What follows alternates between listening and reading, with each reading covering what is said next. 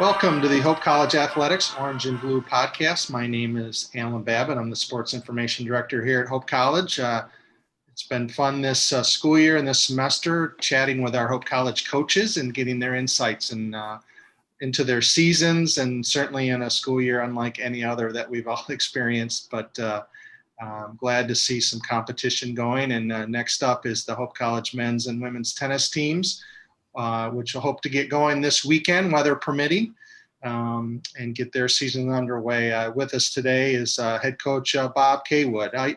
Welcome to the podcast, Bob. Yeah, thank you very much, Alan. I'm happy to be on.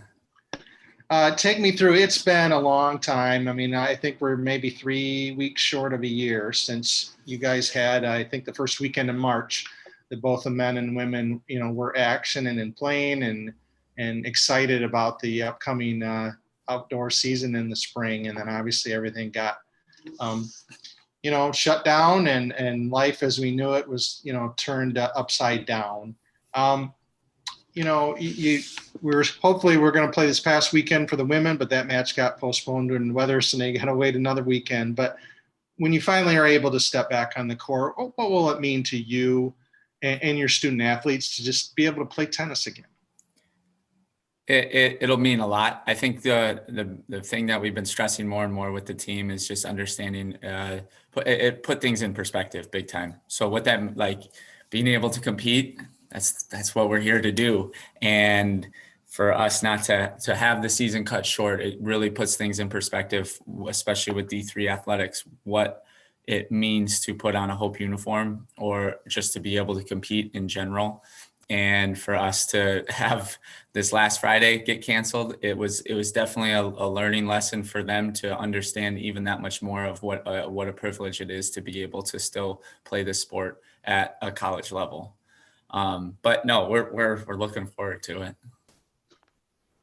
How have you both of the men and women, how have you been preparing for this season? Obviously everything's different in terms of practice and the school year and everything. I mean, normally you guys would have played in the fall and gotten an opportunity to just get some competition in and then, gear up after a little break for, in really late January, February. What have you guys done and how have you been preparing? I mean, I think, again, it kind of goes back to just putting things in perspective. We have continually stressed, even just to practice in the fall, what a privilege that was. So in terms of what have we been doing to get to this moment, it has just been able to understand that we're still going to work hard. We're still going to enjoy the process. I think that's going to be one of the biggest and most important things. But not being able to compete in the fall definitely was extremely tough.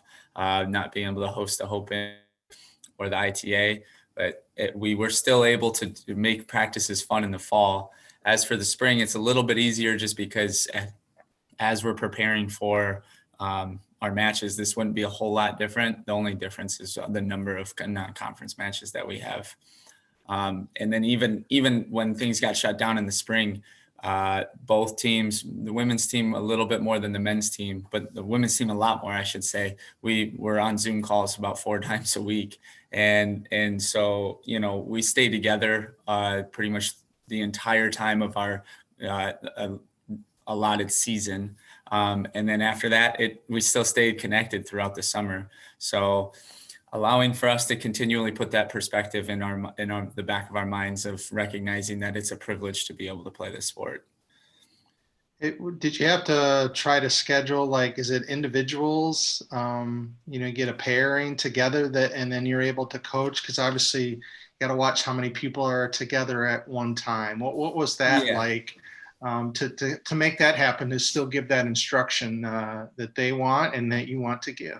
Thankfully, our sport is probably one of the more socially distanced sport. And so it honestly has not changed a whole lot in terms of the coach, the way that I have to coach. We don't have any more in terms of one-on-ones or things like that any more than we've had in years past. The only difference is the way that we clean up and the way that we have to pick up the balls and things like that. I try to limit the number of balls that we use in a practice as well. But outside of that, it definitely, we've had a couple instances where it's like, hey, no high fives, so your racket taps. And again, thankfully we have a physical touch that still is socially distanced. That's not a high five, but we've been able to make do with certain situations like that. But thankfully because our team is small enough, number one, and number two, we're a socially distant sport. We haven't really had to modify too much in terms of what we've had to do in practices. I know big part for our teams at Hope and the men's and women's tennis teams included is just that connection as a team and that the bonds that are built. Obviously, a little different now, just in terms of some of those adjustments you talk about with communication. What has been your approach to try to build that team aspect of it when you're having to maybe meet virtually as a group and not maybe do some of the things together that you normally would have done by now?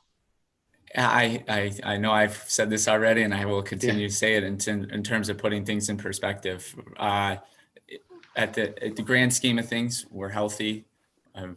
We're still able to even be around each other. And so for us to be able to practice and still spend 2 hours a day with each other, it face to face, even if it is distanced and with a mask and things like that, it still allows for us to do things that are close. We just had our goals meeting this last week, and I mean, we stayed for another hour after practice, and we were all distanced on the tennis court, like 10 feet apart, and we are having open conversations and becoming vulnerable and doing the things that we need to do to become a closer team.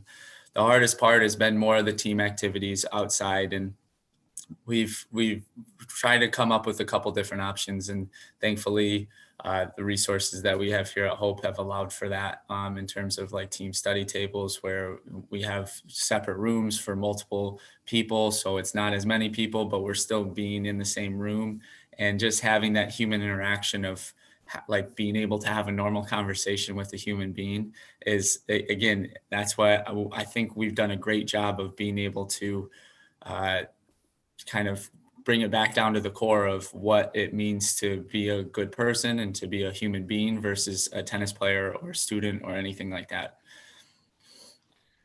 Your assistant coach this year, Nate Price, has a long, history with of coaching here at Hope and with the DeWitt Tennis Center. Just talk about Nate and what he's brought to you guys. He's been an amazing addition. I loved our assistant coach previous. He was a great asset, but Nate is there full time. And so being able to have and feel completely comfortable when we have dual practices where men and women are practicing at the same time, and to have him not only just, he's run the teams multiple times, he's been the head coach. And so, as he likes to say, the two-time former head coach for the women's team. And so he has the capability of being able to run any practice at any time. So it definitely alleviates a lot of stress from myself of if I need to focus a little bit more on the men's team because we might have a match that week and I might have to have him run a women's practice, and I'll have somewhat of a game plan for him, but he'll be able to adjust if a player has to go to class or if a player is coming from class. And so I think for the most part, it's been awesome. And it's great to have a not only just a coworker, but a friend be able to kind of work with him and try to do the best that we can for the programs.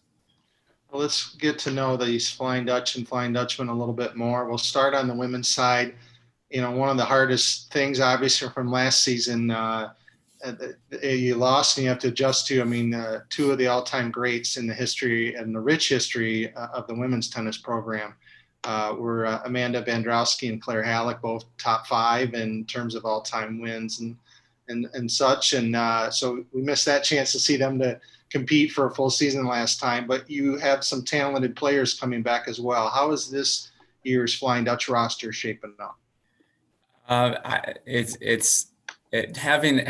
the loss of those 2 players, including Liz Panuski, those were all 3 lineup players. It's tough to be able to fill. thankfully we've had a deep enough roster to be able to we'll still be successful on the court. But definitely the returners of Leah Newhoff and Sydney Jackson, those two are going to still push at the top of the lineup. They were a very, very, very good doubles team last year at 2 doubles. They had some big wins against close, almost a win against Carnegie Mellon, beat Chicago. They've had some solid wins, and it put us in position against some of these nationally ranked teams. And so I think that they've had now a year to develop as a team, and now hopefully then this year they can be even more successful in terms of their movements and their communication. Bailey Chorney she's our lone senior captain, and she's going to have a different role on this team in terms of working her way up in the lineup. And in terms of singles, she's had a lot of success in doubles. She's played all 3 different positions in doubles, 1, 2, and 3 doubles. And so it'll be a fun ride for her. And like I keep saying, hopefully we can just get 1 match. That's the whole goal. And then we've had newcomers, incoming freshmen this year have been Angela Burke, who's from Holland Christian, and then Annika Weber, who is from Grand Rapids Christian. And so having both those additions, it's going to be helpful. I think Annika's looking more for the starting 6, and then being able to kind of just, again, we have a deep enough team that if at any given day, even our 9 singles could be able to compete at 6 singles, well. And so knowing the fact that we have a deep enough team to compete is great. And then your preparations for the league. Obviously, you guys have been on a tremendous run with the league championship, and that's a goal this year. Once we get obviously matches and going, I know you tried with a really good, I think, non-league schedule for the women. Talk about that and how your approach to that, and how you think that'll help this team prepare as you make a run, at repeating as league champ. It'll be different this year, but I'm hoping that in years past we've been able to increase the number of D3 national opponents, non-conference, and that helps to prepare us. This year is a little bit different, so we've been able to add a Fair State on the schedule. We've had Davenport in the past, but we're trying to increase the number of, and we might even add 1 or 2 more D2 schools just to kind of put ourselves in a position to play against great competition, and hopefully get ourselves in preparation for the conference season. And in terms of the conference, it will continually stress this way. Hopefully we'll do the best that we can. And if it ends up being first, that is awesome. But our goal is to just focus 1 match at a time and make sure that we're taking care of business with the matches that are put in front of us. Last year on the men's side, you had a very young team, a couple of seniors, and Alex Baradin and Danny Cruz, that were both contributors for it, but a very young team. How is this year's roster, and what do you hope to accomplish with that heading into a lot of them their year 2? This is one of the craziest stats out there. I think we have a team on the men's side that has not a single player has finished a year of college athletics. And so it's kind of a very, it's a bunch of blank pages right now. And so our goal is to the hope was last year, because of how young our team was, that we were just going to continually grow. And the conference season was going to be kind of that culmination point, just because from a wins and losses standpoint, both the men's and the women's team were not the strongest. And I remember saying that last year too. But I, from my standpoint as a coach, I want us to grow in the non-conference. And we played great teams last year. And I had to have a couple conversations with the guys on the team where it's just finishing, I think we were 1-9 or 1-8. And it was a conversation where guys are like, yeah, it's tough losing. I'm like, yeah, but it's constant growth. In the MIAA schedule, all that is purposeful. So then in the MIAA schedule, we will be prepared for those matches and hopefully be able to push a Kalamazoo as far as we can. So this year, it's again, same kind of concept, and hopefully the guys, and I personally think that they're buying into the system that much more. A couple of the guys we've been able to kind of, we did our team goals meeting again, and it was a very, very helpful one, because I think everybody's on board with trying to do the best that we can. Got a standout. He's a sophomore. We got, two sophomores at 1 and 2, and Jacob Burkett and Cam Coates, and both of those guys will be successful up at the top, and then working our way down. We just have potentially all top 6 who will be playing are returners from last year, and it just puts ourselves in a better position, just because I think same thing on the women, as the women's side, we're a deep enough team that I can plug in a couple extra players if I need to, and at 5 or 6 singles, and be able to kind of, again, do the best that we can. And having that strong top of the lineup, very similar to the women's side, I think that definitely helps. What is the biggest adjustment to college tennis that a player coming from the prep ranks has to make? Say that again. Sorry, Alan. No. What is the biggest adjustment that a player coming to play at college tennis has to make? So when they're going from the high school to college, what is it? Is it a speed, a pace of play, creativity? What all makes college tennis, a challenge for a player learning and getting their foothold? It's a combination of two things. Consistent. It's a whole slew of things now that I think about it. But consistency, not missing, and then pace for sure.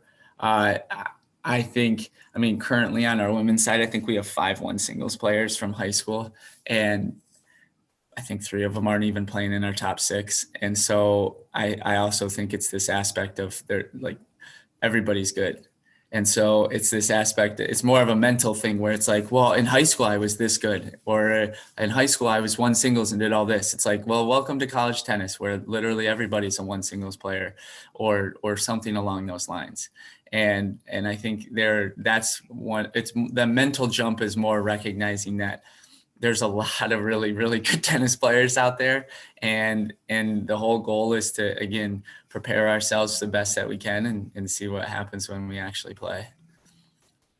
Now, you yourself are not too far removed from being a tennis player yourself, and a, exceptional one here at Hope. This is your 4th season as head coach, but back in the day, you were, 104 singles wins and doubles win combined, 56 and 12 as a singles player, and 48 and 28 as a doubles player. Your 4th most singles wins by a Flying Dutchman player also were an MIAA Alan B. Stowe Sportsmanship Award winner in 2012. When you look back on your time, playing tennis at Hope, what does it mean to you?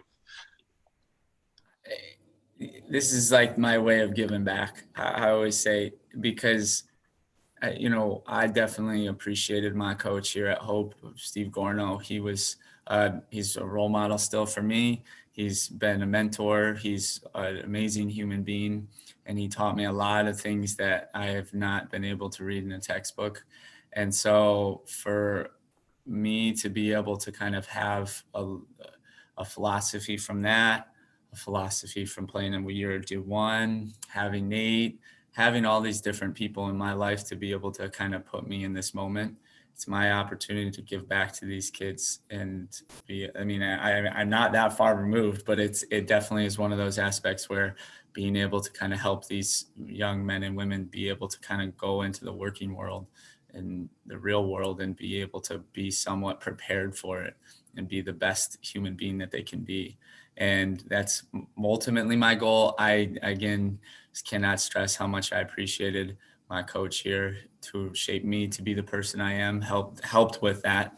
But that's exactly what my hope is to be able to do for the players on the men's and women's team. For you, where did that love of tennis start? And what is it about this game that obviously you have a lifelong passion for as a coach, as a player? And I know you, taught up, you were director of tennis up in the Grand Traverse, Spa and Resort. What is it about this game that, grabbed Bob Cawood and hasn't let go?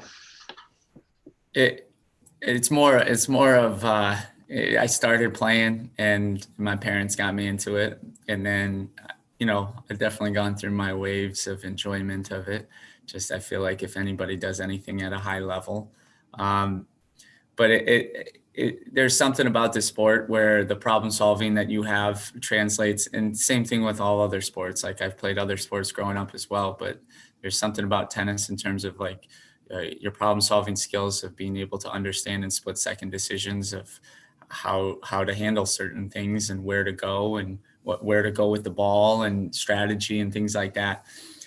And, it's a frustrating sport. Andre Agassi in his book talks about it being, you're on an island and you're on a stranded island by yourself, and you have to be able to problem solve all by yourself. Thankfully, that's more of like USTA and pro tennis, and thankfully college tennis, you can at least have another person, your coach, be there. And, the whole goal of it is to have the players be prepared enough to be able to do the best that they can do. So then when we're on court, it's a little bit more relaxed, and I provide a little bit more of a relaxed energy, as well as Nate does, to be able to say, hey, you know exactly what to do now. And it's just making sure that we keep the mind at a calm state to be able to compete the best that we can. But it really is a wave of a sport. I'll be completely honest. I love it, and it can have its frustrating days as well. But that's another reason why, is having a coach who understands that this is not an easy sport. And I know that there are other sports that are very difficult as well. But tennis, you're by yourself. You're on an island, and it is nice to have a coach to be able to be there with you on that island. Did you, as far as coaching the game and continuing that after you finished playing, you were played a year at Detroit Mercy as well during grad school. When did you realize, hey, you know what, I want to get back to the game and be a coach? Was it from watching? Obviously you were impacted by Coach Gorno and others, but when did you say, hey, you know what, I want to coach? So my educational background here at Hope was in the educational field. And so after finishing grad school and understanding that aspect of, okay, what do I want to do? Coaching, I get to be around kids. I get to working at the DeWitt Tennis Center or in Chicago or up at the resort. I've had the opportunity to work with kids aged like 7 all the way through college. And I've worked with adults as well. But I think for the most part, being able to work with kids is something that I'm extremely passionate about. And a sport like tennis is a great medium to be able to not only just teach them how to play a sport and develop a skill, but kind of be able to pass on a little bit of the things that Gorno has been able to push in and instill in me in terms of, and my dad and a couple other people in my life who have been able to kind of be good role models for me. So hopefully I can be a good role model for them to be able to improve a skill and be a better person at the end of the day. You mentioned DeWitt Tennis Center, and obviously the program here is nationally known, led by George Capistani. Talk about your role with DeWitt Tennis Center, and what do you do, and what's it been like to be a part of that team that is obviously a lot of people love to come and receive instruction, at the DeWitt Tennis Center. Mm-hmm. Definitely. It's a very unique job that I have, because having the opportunity to have 2 different hats, well, it ends up being 3 hats with 2 teams, but having 2 hats with being a head coach for 2 teams and being a tennis pro, it actually has its benefits, where being able to impact the community in a different way is the way that I like to think about it. You have kids, very similar to what I was just mentioning. You have kids who are wanting to develop a skill, and it's important for myself and the other coaches at the tennis center who give private lessons or group lessons or whatever it may be. It allows for us to be able to impact the community in a positive, healthy way that, if you want to, like I said, we get a whole bunch of different characters of, kids of all different walks of life, and being able to kind of say, again, I'm here to help you learn a skill and hopefully teach you a couple other things as well.